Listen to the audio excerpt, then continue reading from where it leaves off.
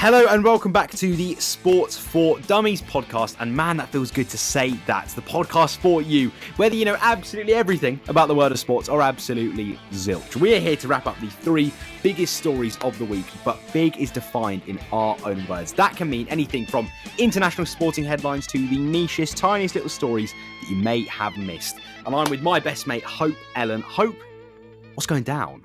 I was going to say, because you went, we're here, and I was thinking, who's we? It'd be me.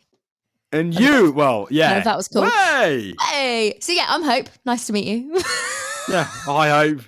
It's like speed mating. We had that at uni. Do you know how weird that is? People that do that, like speed mating. That is odd. I did speed dating once, right? When I used to work at the Bat and Ball, which you always take the mick out of. Yeah. So I worked at the Bat and Ball, and there was a speed dating event.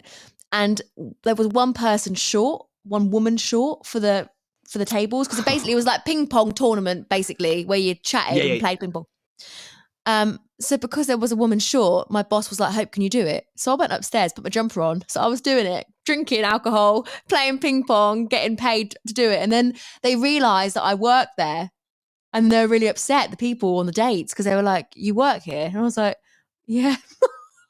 Yeah. How did it go? Did you find any like top matches? Were there No, any, I found like this. There was a guy who was, I think he was a Canadian screenwriter who was a massive racist. So I just ended up having a massive argument with him on the date. So that was my experience. Anyway, we're not speed mating. We've been friends for a long time. It's lovely to see you, Lewis. We haven't recorded this podcast in so long. So we've missed it, and we hope that you listening and watching have missed it too. We're going to dive straight in, Lewis, aren't we? Because we've got things to do, people to see. Liverpool playing tonight. I mean, come on. Clock is ticking. Exactly that, Hope. So we'll start with Clock is ticking. Yeah, the clock is ticking. We'll start with story number one, Hope. Quite interesting. We're talking about F1, as we like a bit of F1, actually. F1's a bit of a favourite on this podcast. And Hope, right, enough of that.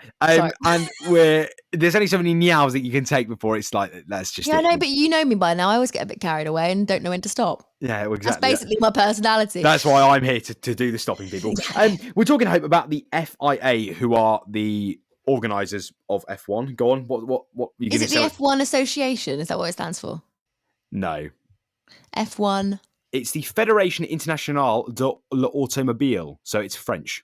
Oh, bonjour, monsieur. I think it's French.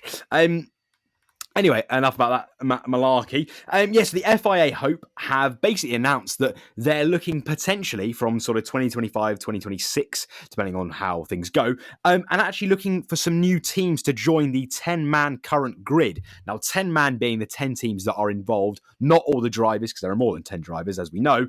And interestingly, there's a man kind of who's come out and spoken a bit in the spotlight. Normally, billionaires are quite quiet, and you might not necessarily know who owns different sporting organisations, but a Hong Kong billionaire by the name of Calvin Low has actually confirmed he is interested in, well, he's basically going to invest in a new Asian-based F1 team. Now, there are only 2 spots up for grabs. It looks like there could be 4 potentially interested in this move going forwards.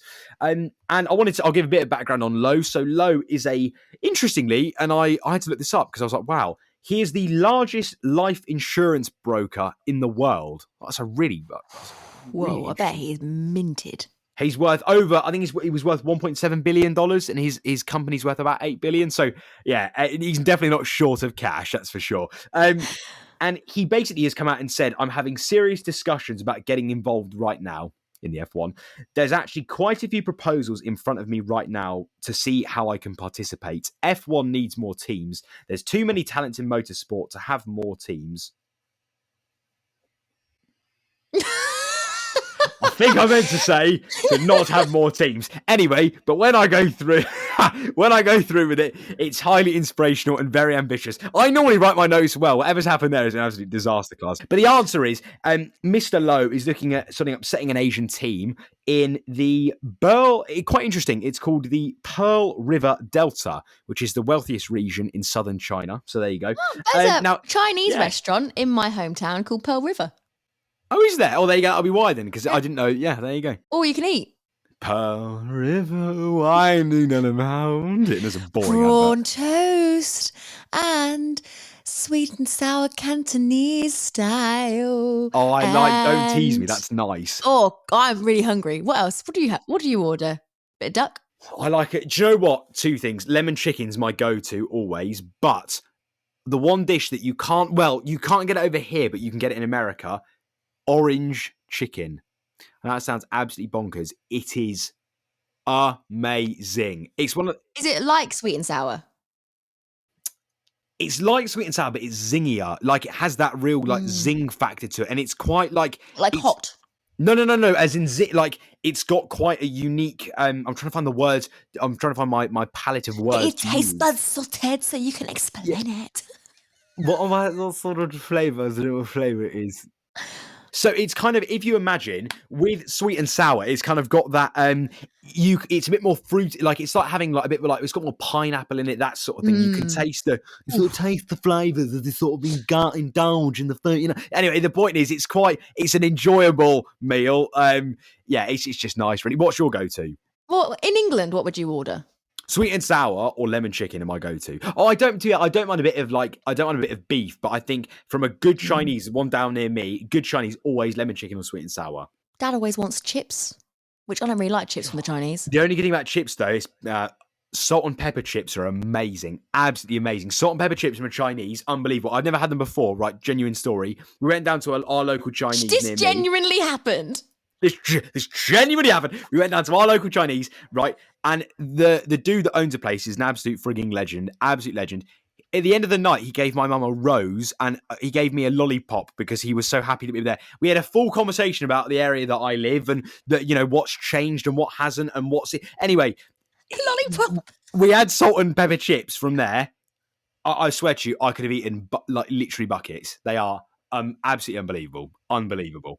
Anyway, back to the story. Now, basically, Hope, I want you to guess, actually, what do you think, roughly, for F1, how much money do you think you need to invest to have a good team? 3 mil. Oh, if only. That might be if you're playing a video game. The cost, Hope, to enter for a new team is $200 million. The cost to compete, Toto Wolff, who's head of Mercedes, has come out and said, he claims you need $1 billion to compete at the top, as in like pushing for the title or that drivers' championship. And that's obviously giving the cost of recruitment and car development. But interestingly, the thing I like about Lowe is that he's spoken a lot about the importance of sustainability and this idea that, you know, you need a team, like we've discussed before, sort of with football, but we're going to tie it to F1, about having a good, solid team around you, a good foundation of people that can support you in what you're doing and the work you're pushing forward. So he basically, by the sounds, is getting a group of people together, creating a team. So we'll have to wait and see. Hope, if you wanted to create an F1 team, what would your team name be and why? So you always throw these questions at me and I feel like I should have some prep time. Well, the whole point of you is you're an impromptu, you know, you're like not like a seal, but you can come up, you know, you can deliver the goods.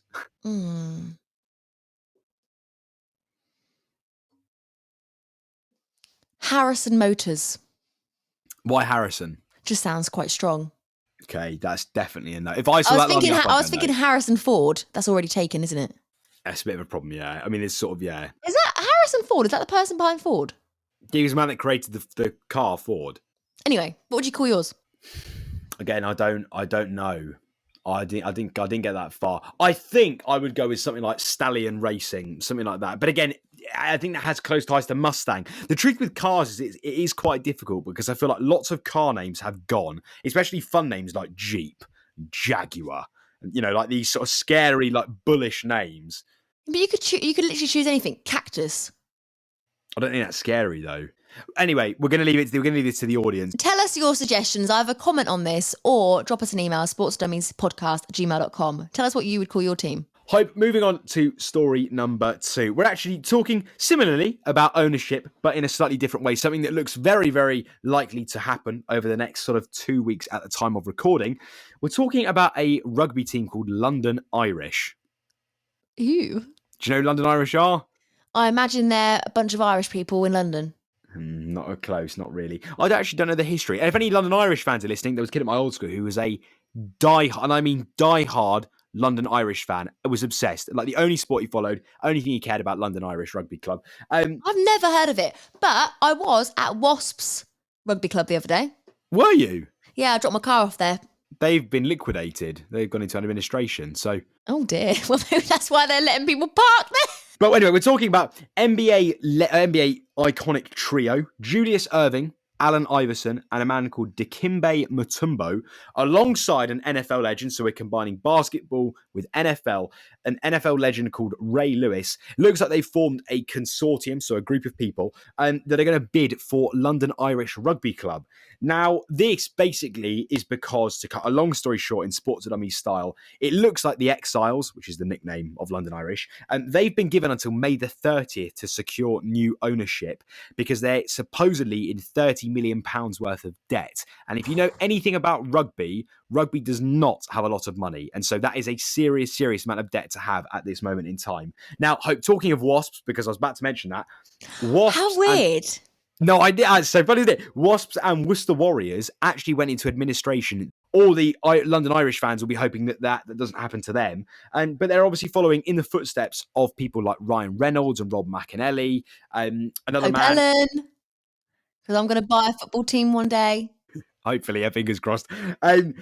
And I mean, they're a good team, Hope, London Irish. They finished fifth this season. They've got a sort of a mix between young, like English youngsters, some overseas talent as well. So they've done well for a club that obviously are going through a lot of trouble off the pitch.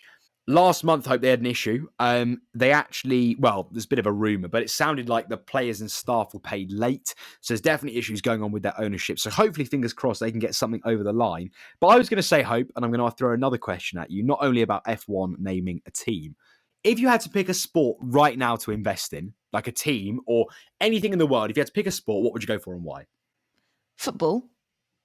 Because I want a football team. Football. Because I want a football team. And I'd like to buy a team. And I'd like to name it this. And I'd like to do that. And it'd be really fun. It'd be so fun. You literally couldn't have said that more. You went into some other dimension. It's been a long day. Your little brain just went...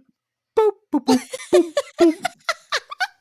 I mean, like, I know that football teams, when you buy them, they make a loss. Like, you are literally, it's a money pit, right? Yeah. But you're going to make more money from it than other sports because it's the biggest sport, surely. I probably should say boxing, considering my passion for that sport. But I want to be able to say one day, that's my football club. Yeah, which is class. And you can do. I mean, look at Spencer Owen, owner of #United. He was a YouTuber. They had very, humble beginnings. They were a Sunday League team, and now they're climbing up the football ranks. They're not there just yet, but they're climbing every year. They've done back-to-back promotions. They've been absolutely smashing it. So, yeah, you hope the dream is alive. The dream is real. But yeah, no, it's interesting. And we obviously wish all London Irish fans and the club all the best for the future. Hopefully they can get that deal over the line and done. But it's just sad. It's another case of a club that's basically been taken over by someone who isn't really invested. And the owner actually came out and said last season he was so done with the team, basically, he was willing to sell the club, as in London Irish, for £1, which is just... Oh, that's harsh. Bonkers, yeah. It's really sad. So hopefully they get it all sorted. And obviously it'd be quite cool to have some NBA legends and a NFL legend involved in the game as well. Story number 3, Lewis. Hope we're talking, to wrap the episode up, about the man, the icon, the legend of basketball, the basketballing hero the world needed back in the 90s. We're talking about Mr. Michael Blipping Jordan. Ooh. We're talking about a lot of money. Because Michael Jordan, he donned a Reebok jacket to receive his Olympic gold medal back in 1992 in Barcelona. That team was called the Dream Team. And if you want to know more about that, we'll quickly give an explanation. Go and watch The Last Dance, episode 5. Michael Jordan talks about that specifically. Basically, the first time NBA players went and played basketball for the USA, they absolutely cleaned the floor. They were unplayable. And it basically resulted in the world of basketball blowing up tenfold. People cared so much more. Everyone got to see these icons and legends like Michael Jordan playing. Anyway, So some quite fun news. Now, Michael Jordan wore this jacket, Reebok jacket at the time, and it's expected to be worth over £2 million at auction. Now, this auction is going until June 28th, so it's got some time, and it was basically been put up for sale by a man called Brian McIntyre. Now, Brian was part of the Dream Team that we've just spoken about, and he was in a sort of a communications role, so he was doing some media stuff, I believe. And to give some context on the jacket for people going, well, why is this so important? You've said Reebok jacket, you've highlighted that, it's worth loads of money, what's so significant? Well, Michael Jordan agreed to wear this tracksuit in principle with a Reebok logo on it. And you've obviously got to remember that his team was Nike. Like, he was teaming up Jordan and Nike. That was the partnership, that was the collab. He was wearing his tracksuit, but the sneaky thing was, Hope, and this is why I went slow, because it's like, so I wanted to cue in that doo-dum, doo-dum. Yeah, you got me, I'm gripped. He actually covered the Reebok logo with a US flag because obviously he didn't want to promote Reebok because his brand was Nike/Jordan, and so he obviously gifted it. He gifted the jacket after the Olympic ceremony as his medal. I'm surprised Reebok were happy for him to do that. Well, they had to because that was their. They didn't have a choice. And don't forget as well, that'd have been heat of the moment. That wouldn't have been, I'm sure it was pre-planned from Jordan, but no one was to know. And obviously you can't pause when the Olympic, when the national anthem's going on. Excuse me. Yeah, oi, he's not wearing his, take your flag off. We need to see the logo. You know, they're not going to do that. So they obviously wouldn't have said it like that because they're American, not English. But Go on, do it in American. dude, take your flag off. We got to see the badge. We've got to see the logo, dude. You know, it'd have been like that. So he then gifted, he gifted the jacket to McIntyre. McIntyre then gets to keep it. A bit of a random side note, but I thought I'd throw this in there. Bram Watcher, who is Sotheby's head of streetwear. Now, Sotheby are the company that run all the big auctions. So any auctions we've ever discussed in previous episodes, please do go and listen to those. That is who run the big sports auctions. He has come out and said, the jacket represents Michael Jordan's fierce and devoted loyalty to Nike, a transformative and revolutionary partnership between two powerhouses that stood the test of time. Time. Stood the test of time. Now, I hope this is unbelievable because obviously you're talking about a piece of history. Whether you think that the jacket or not is worth that much money is a different story, which I know we've discussed before. But the point is, that is a historic jacket. You're getting a jacket that not only Michael Jordan wore, but wore to collect his second gold medal for basketball. Also, you say whether it's worth that much. Everything is worth as much as someone's willing to pay. Exactly. It's all relative, isn't it? Yeah. If someone's willing to pay £2 and everyone else is willing to pay £2, that's how much it is. Yeah. There you go. But it's obviously worth a fair amount of money. So that's going to be interesting to see what the actual final valuation is. I mean, I don't know. I think they're estimating between $1 and $3 million, which is about £800,000 to about $2.5 million. I suspect it'd be on the top tier of that. The Maradona shirt, which we've discussed before, that went for an extortionate amount of money. We won't give that surprise where you need to go and listen to the episode. That went for more than they predicted. I imagine this will be a similar thing. Hope, I was going to ask you though, right, to wrap it all up. And for listeners in the comments, please do let us know or send us an email. If there was one sporting item you'd want to get your hands on across time that you know of, what would it be? What would you want to own and say, do you know what? I've got this in my locker and it's class.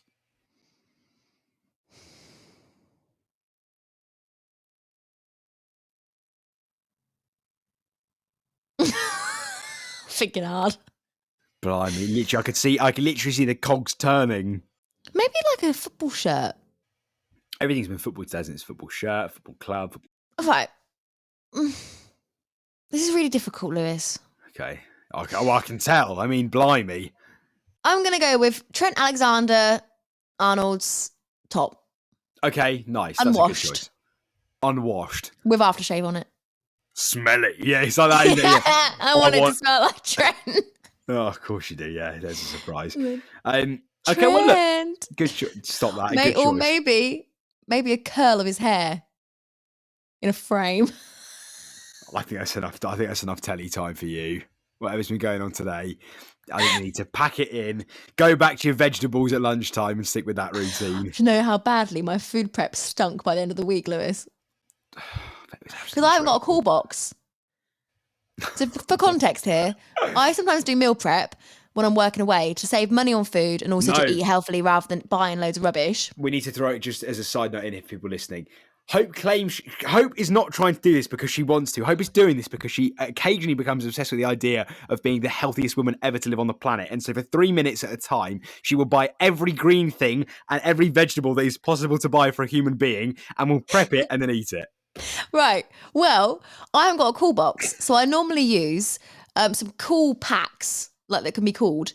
And I had like this silver insulated bag thing.